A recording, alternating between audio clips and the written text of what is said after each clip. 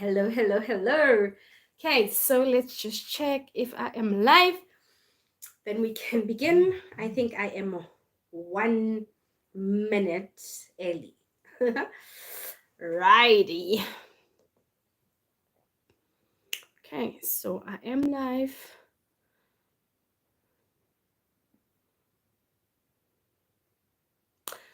Just going to wait a little bit so that I can hear if I. Just going to wait a little bit. All right, so when you log in here, please, guys, before I even introduce myself, my name is Malebo. But before you get in here, please subscribe to my YouTube channel. Let us grow this community together. I have been away for quite some time.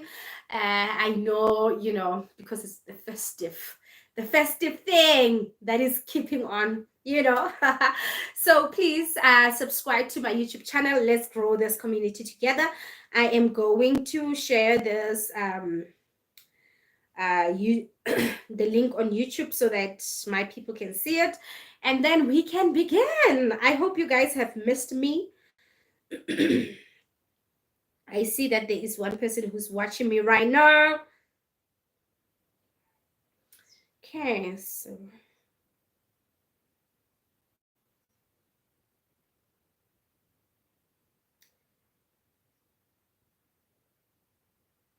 join me on YouTube. Okay. Sorry about that, guys, especially if you are watching this as a replay. I know how it can be boring while you're waiting for the YouTube to actually get into the story of today.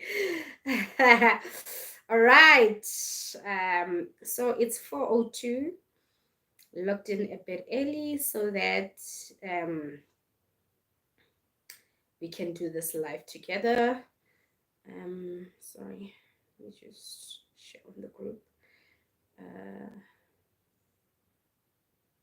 Okay, I see 3 people have joined me. Please, guys, when you join me, let me know who you are, because I cannot see who's, unlike Facebook. Okay, struggling.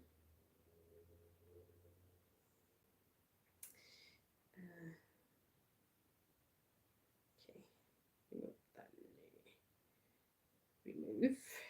Just a second, then I'm done.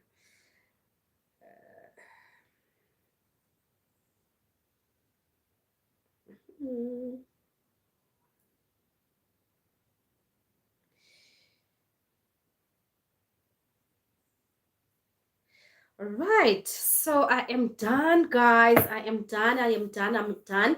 Welcome to my channel once more. My name is Malebo Old John Cindy. Oh, hey to me. My yes. Welcome to my channel. It's Coach Malebo. Practically what I help people with is to heal themselves, especially past traumas and pain, which addictions actually are aligned to past traumas and pain. But I help individuals heal their past traumas and pain so that they can create the life they need or they want, right? And I am also an author. I'm an energy healer. I do conduct one-on-one sessions. I have been not doing this YouTube live because, I have the festive feeling in me. And if you have been following me, you know that I always say that I work from Jan to June. And then after June, whatever that I had been planning would really be a part of my sessions by that time. Okay, so I hope you can hear me, you can see me.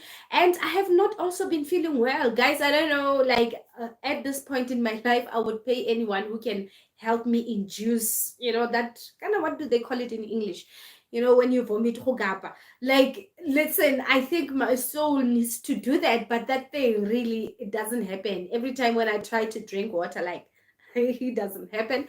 Today I did a stomach cleanse, but still the gapping, is necessary. So I have been having flu. I mean, when I cough, it's like kitsuba boxer or something, and I haven't been feeling well. So I was like, you know what? Let me just do my one-on-ones and really rest.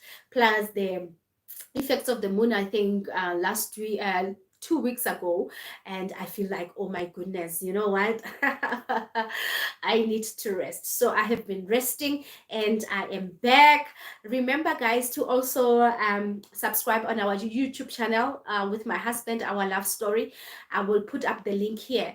The issue here is that I think with my husband we have, hey David, um with my husband we decided to do this YouTube channel, but also he is the festive type of a person. So ka festive, it's busy in my home because we have sound hiring, we have my husband DJing and doing all this type of things.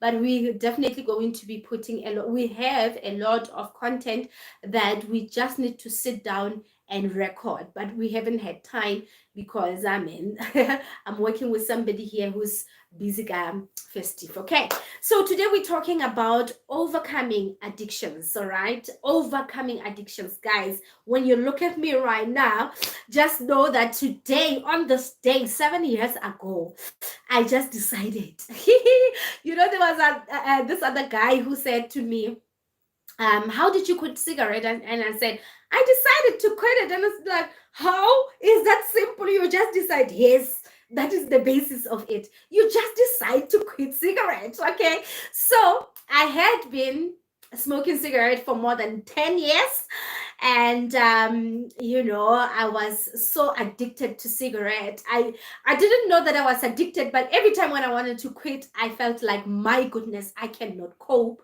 and I had to go back to it. Right, so today this is what we're talking about. We're talking about addictions, and your addictions may be different from my own addictions, but we are going to gather here and heal our addictions. Hello, Mina.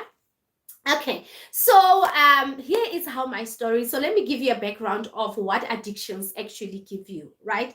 I have been working with people who have been addicted to drugs. Yo, guys, I've never went that far. Sorry, I've never went that far. I'm like, yo, I've got this personality of being addicted to things. When I do something, I believe in it. Like right now when I'm doing this coaching thing, I'm so addicted to coaching. So I believe in something so much that it can turn out to be an addiction. So I never wanted to try drugs.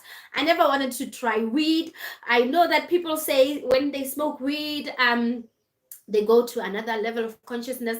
Unfortunately, oh, no, no, no, fortunately with me, I can go to that level of consciousness without having to have weed. I can go to different types of or levels actually of consciousness without having to induce myself in something. Okay, so addictions, whether it's sex, whether it's cake or sugar, chocolates, whatever addiction that you have, different people have different addictions. So whatever addiction that you have, it actually gives you a feeling that, one, you haven't received either in your childhood, so your parents or your caregivers did not give you that feeling. So the addiction gives you exactly that feeling. And two, the feeling that you cannot give to yourself. So people will smoke weed because they don't know how to go. And I'm not saying weed is good or whatever, but I'm just making an example. People will do something that will give them what they cannot give to themselves. Okay, so you might thinking that, oh my goodness, I just started smoking and that's it. Girl, there are people who started drinking, like my husband. Guys, my husband is a DJ. He doesn't drink, he doesn't smoke. He tasted alcohol and he's like, nope, this one is not for me. But now we just decided that we tasted and we're like, this is for me. Why? Because it gave you a certain feeling that you want, frequently in your life. Okay, so with the it's different. I mean, this other client of mine that I was working with had a wound of a father wound, right? So the father was not there for them. The father was just making money, those things that were, I'm making money for my children. they must live a soft life. Kanti, the child has another agenda. Now, this man is a married man who is struggling so much with addictions. He's trying so much to get out of these addictions, but he keeps on relapsing and relapsing. And finally, he got hold of a Mel B, and that's where we had to find out, again, Mugai, you do have this issue, right? So the drug that he was taking, you remember, guys, body ecstasy and all this, those drugs, they give you a feeling. Most of the, ecstasy is it's a nice feeling, right? So they give you nice feelings that you cannot give to yourself, or that caregivers, your parents, did not give to you. Okay, so my background, as you know, I have been sexually abused. I talk about it a lot of time. I actually never wanted to talk about this thing so much. Okay, I did. Okay. I never wanted to talk about my sexual abuse until one day I was doing the healing, and people said, my people said, hey, you need to start talking about trauma, because that's what you are here for. And that is the reason why, guys, you see me talking about this type of things. I'm getting a message from another person who's saying, I didn't know that you were smoking. Literally, many people didn't know. So when I was sexually abused, one of the things that really was disorientated within me was self-image. So I did not know who I was. And also the other part of it was that I did not know if I really belonged where I was, because my sisters were always like, you are doing things that, our family is not doing and all that. So it felt like, I was an outcast in him, and I in grade H, now I need to think about these grades, because we used to call them standard whatever. So Mafeking, that's where I grew up from. So we have primary, middle, and high school. So primary, it's until grade 5, I think, and then grade 6, grade 7, no, grade 6, and that is primary, and then 7, 8, 9 is middle, and then 10, 11, 12, that's high school, right? So when I was sexually abused, the abuse happened when I was 11, still in primary school. It started in primary, it ended in primary school, right? And then now I moved to middle school.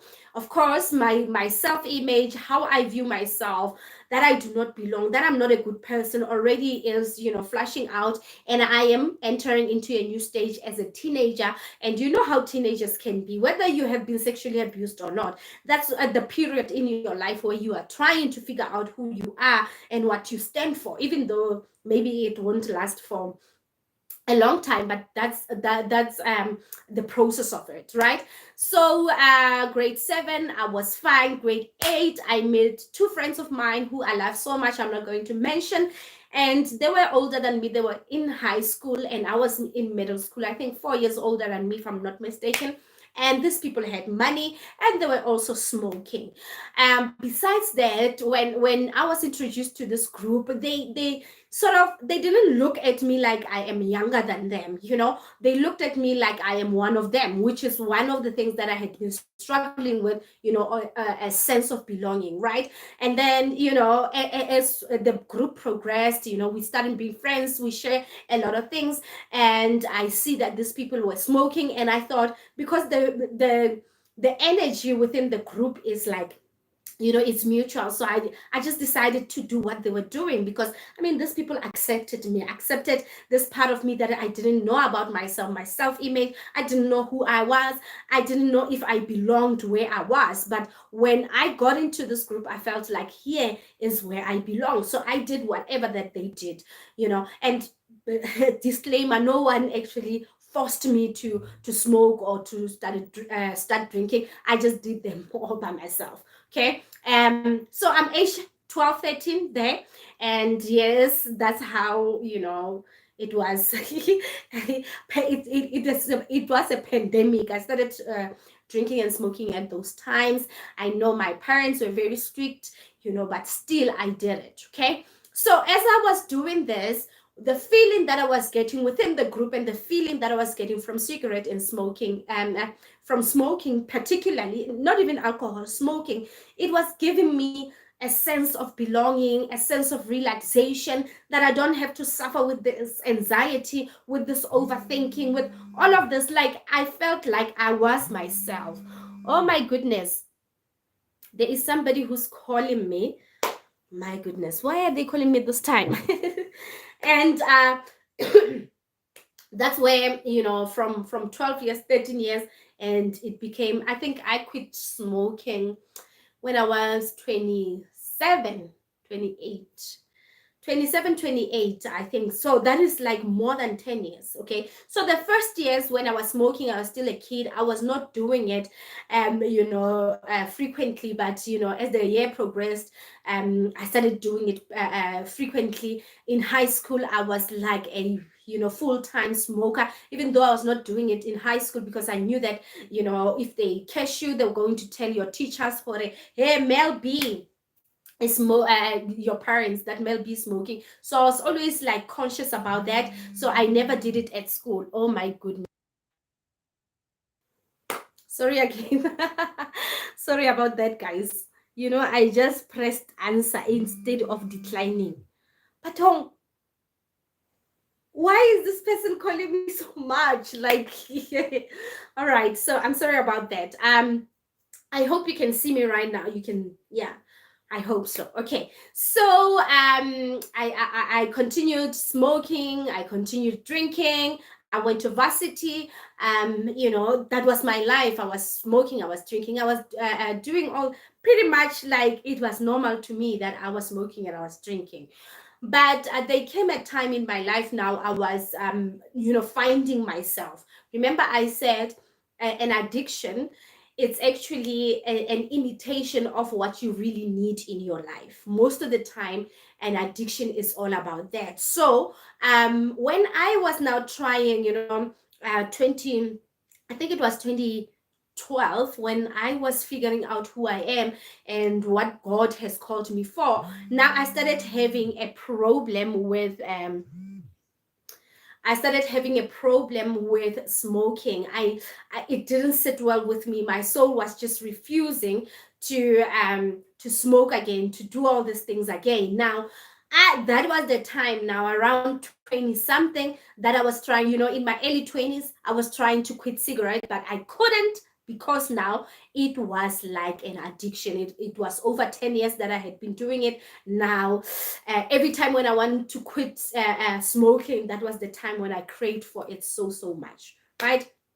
And then came the time that, on the 18th of October, actually, the 18th of October started as from Monday. The Monday, I smoked the last time, like last week, Sunday, and I was telling myself that I was going through a baptism in the church. So as I was going through that, I was like praying to God, that, can you please help me? I've been struggling with this addiction since I was born again. I couldn't even let go of it. I thought maybe when I am born again, it's going to just flourish, it's just going to flush it out and all that, but I'm still struggling with it. So that week, I think it was the 11th of October until the 18th, I never smoked on that week, in preparation for me to be baptized in my church, right? So I went there. I got baptized. We even had a celebration that I was being baptized, and that was the last time I touched cigarette. Now, I didn't even know, like, I never even craved for it. Like, there was a time when I would quit cigarette, and then I would crave for it the next day or even that day, and I would go back to it. But since that day, I never, and I was like, oh, what? And 7 years later, I never even touched cigarette. What actually happened today, I dreamt of myself smoking Kotli. So Kotli used to be like my favorite cigarette. Yep, that was what I was smoking. So today I woke up from a dream that I was smoking, and I was like, most of the time I dream about about those things when I'm stressed and all those things, because cigarette used to give me this calmness, I would smoke it. I was one of the people there at work. They didn't know. I mean, I just saw somebody saying, I didn't know that you were smoking. I was one of those people that would never go like up and down to go and smoke. I would love to smoke in my own room, in my own safe, to where I'm comfortable, right? So when I come back from work, I will come back and I'll smoke in my house. And if I'm not comfortable with you, I'll never smoke in front of you, right? And cigarette was more like a meditation for me. You know how people who are smoking weed, they play their music, and they like that comfort, right? So that is exactly what I also did. I loved my own comfort. It was like, when I'm stressed, I would go home and I would smoke, and it will give me that sense, and 7 years later, I'm no longer that person. I'm no longer smoking. I do not have any cravings other than when I am sleeping. So how did I do it? So we're going to tackle this two sides of the story, right? The mental part and the spiritual part, because there's a spiritual part of an addiction, and also there is the mental side of it. Okay, so the first thing, if you want to overcome an addiction, you need to figure out, what is this thing giving me? What is this smoke, sorry, the addiction, whether it's sex, whether it's chocolate, what type of an emotion does it give you, right? And why can't you give yourself that emotion? So if it gives you relaxation, why can't you get something else, or give yourself relaxation without having to go through that, without having to eat a chocolate? If you want to feel loved, or you want to feel, the feeling of whatever, why do you have to eat a chocolate first in order for you to feel that thing? And you will find out that some of those things, I promise you, whether you smoked when you were already old, or you started drinking when you were already old, listen, those are like, addictions are just a part of you that are asking for you to heal yourself, right? So when you find out the emotion that after smoking, I feel like I can just, do my work, I feel so energized, right? Then you have to figure out a way where you can feel energized.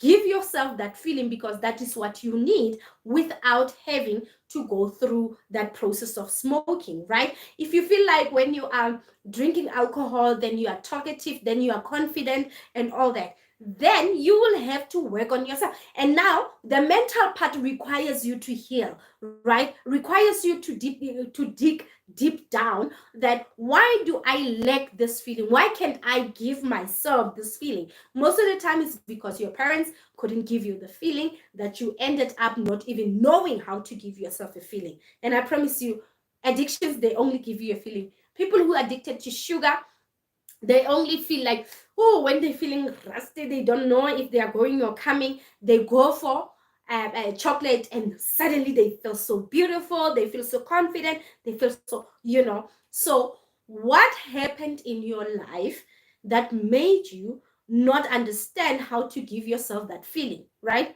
So you might have been a child who has been neglected, abandoned, a child that has, been rejected, whatever it is, that you lack that type of feeling in your life, right? So you need to go back and heal yourself. The mental part of it is for you to heal yourself and understand what had happened in your life. If you cannot do it on your own, then hire a coach, hire a healer who can help you go through that route. But most of the time, I would say, if you feel like, there are also healthy addictions, right? So exercising, for me, it gives me the same feeling that alcohol used to, cigarette, no, Bev, cigarette used to give me, right? So the feeling of relaxation, like after running, I feel so happy, and then after that, then I sleep like a baby, and I don't have, struggle sleeping. Unlike when I am not going to run, when I'm not running, I would always feel like energized, and I'm struggling with sleeping, right? So I developed a healthy thing for me, right? Which is now a healthy lifestyle, eating healthy, running, exercising, doing all these things, and also meditation. And which it is part of relaxation, and that now works for my health, works for my good. Other than cigarette, we all know they written it there that cancer, blah blah blah blah, on all those things, right? So when I am meditating, there is no danger for me to, to get cancer, or my health is, there's absolutely nothing like that, right? So if you cannot do it on your own, the mental part of it, please hire somebody who can help you with that. Now, the second part, which is the most dangerous part, is the spiritual part of it. Now, an addiction does not start because when you are a bad girl, you are a bad boy, and all that, right? Addiction starts because it's a stronghold most of the time in your lineage. So if you check, if you are smoking, like myself, I was smoking, and we are six at home. These two never smoked in their lives, and my brother doesn't even drink alcohol. So the four of us, the last four, were the ones who were like the smokers. Okay, so we quit smoking. I don't know if some going back or what, but I know that the last born and myself, we no longer smoking, right? And when we check, our father was drinking many years ago, but he could quit alcohol, but still he even passed away. Still he was smoking. Hello, Jimisani. Still he was smoking. So smoking was quite a stronghold in my family. Now, beyond my father, who else from his side? So you want to look at both your mother and your father's side. And if you don't know your father's side, really ask and pray about it. You always know things in the spirit, right? So I find out that smoking, right, has been one of the strongholds in my family, and this was caused by the trauma that in my lineage they never dealt with, right? So they used addictions to actually soothe themselves from the things that they had experienced in the past. Okay, so now when I was like I spoke about it, that I went through the process now of being baptized looked like, yeah, you are just inside the pool and you are being baptized. Other people, they go to the river. Churches, they go to the river and actually baptize you from the river. Hello, Ember. They actually baptize you from the river, whatever, but in our church we used the swimming pool. So now I want you to think, when you are being baptized, you are baptized by a person who is spiritually inclined more than you. So it's a pastor saying, I baptize you in the name of the Father, the Son, and the Holy Spirit, right? So that act on its own, and I think that is why Bazalwane, they always encourage that you need to be baptized. Even though you had been baptized when you were young, you need to still go through that process when you are old, because now the things that you are experiencing when you are older are more of strongholds than when you were younger, right? So when I was doing that process, not that I was just being baptized, there were a lot of things that I was releasing inside of that water. And if you follow me on Facebook, you would know that I take people to privately owned hikes for this reason, that we need to go to the water, right? Though I'm not baptizing anyone or cleansing anyone, but I remember there is one lady who went there, and she came back and said, you know what, I was told that I need to let go of this relationship. Again, guys, you know that there is an addiction of drama in the relationship. Like, we're now in the relationship, we are always fighting and all. That is an addiction, right? So when she went there, when she went in the water, she got the message that you need to release this person. This person is not for you.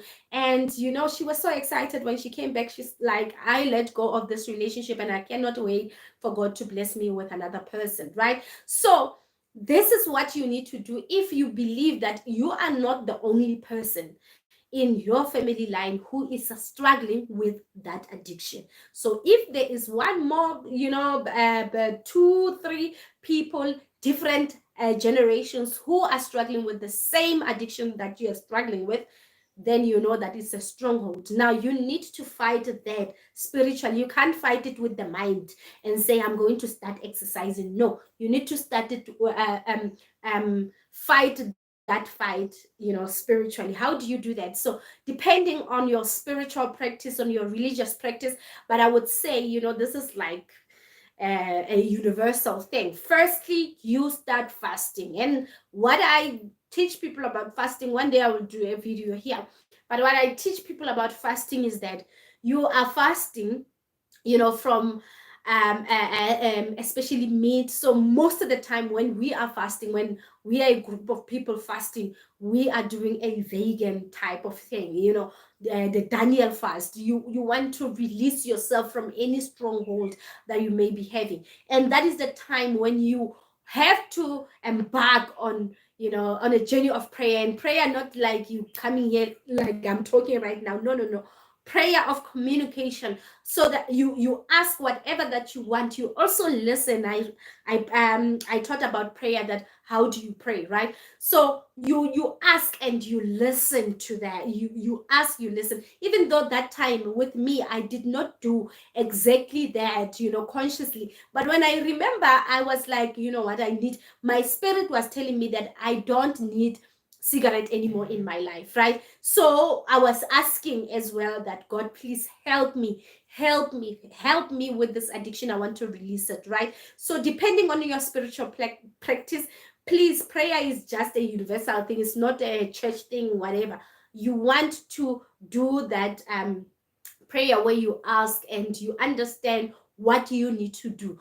When you ask and you are told, some of you will be told that you need to go to a waterfall, go and cleanse the people in your lineage, go and cleanse and do 1, 2, 3, and 4. But most importantly, you will also be asked that you need to have a person who's spiritually more inclined than you. So, like I said, when I was getting baptized, there was a pastor who was spiritually inclined more than me, dipping me in that water, helping me release the demons and the strongholds in my family line, in my lineage, in my bloodline, right? So when I was there, the moment of, there were beings of light, love, and power who were releasing me from this thing. So when I came out of the water, I never ever, craved for, like, you know what, guys? Never ever craved for cigarettes since that time, right? So you need to go through that process, where you have somebody who's spiritually inclined than you,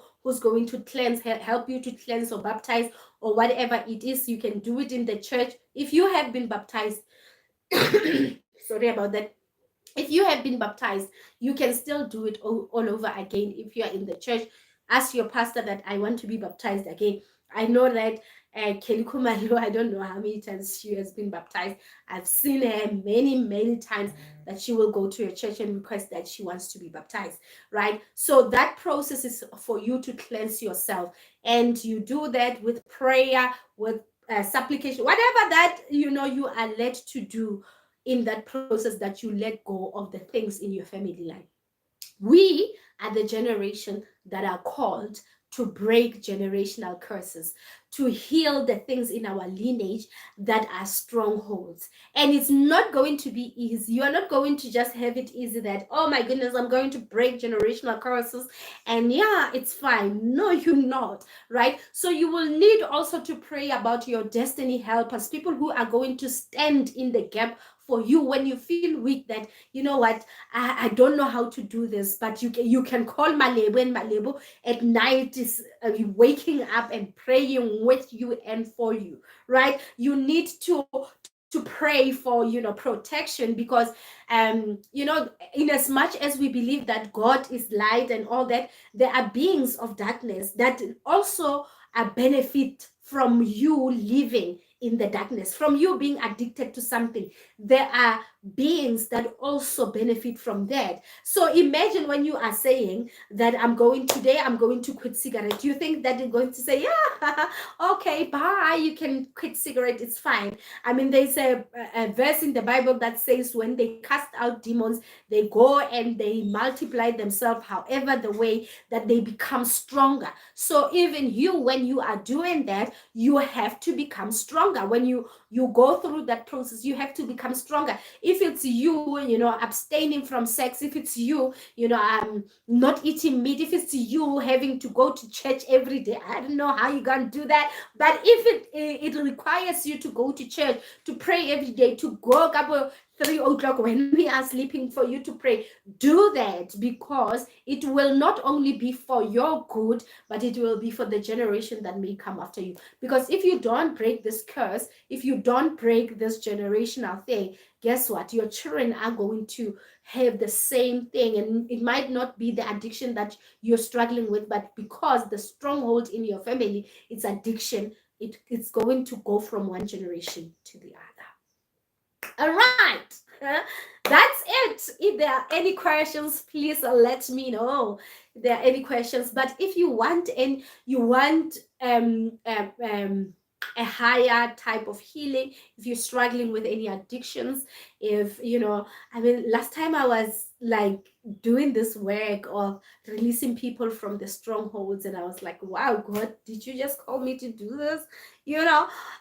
But if you want anyone to help you through this journey, a coach or a healer, I am here for you. But if you are guided any other way, it's also okay. Do it. But remember, you are not doing it only for you. You are doing it for the generation that will be coming after you.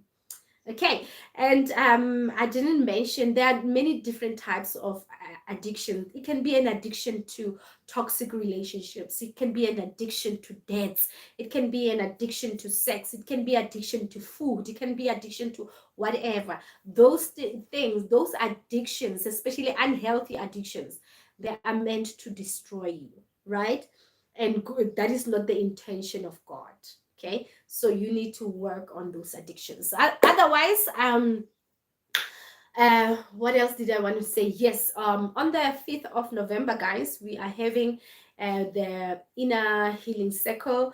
I have opened this circle so that people can, we can heal together the issues that we have from our childhood that we haven't dealt with. A lot of people who are in that circle, they are healing themselves. It's only 300 rand for you to join the every month circle. So per month is 300 rand. This on the 5th of November, we are talking about healing your relationship with money. A lot of people in debts, a lot of people not having money and not understanding why they don't have money, and all of that.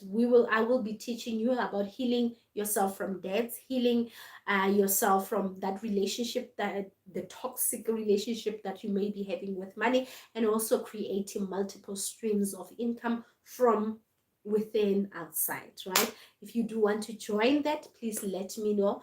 Otherwise, I am available for one-on-one healing sessions and coaching programs, and my books are also available for you. I love you. Have a good day. Goodbye.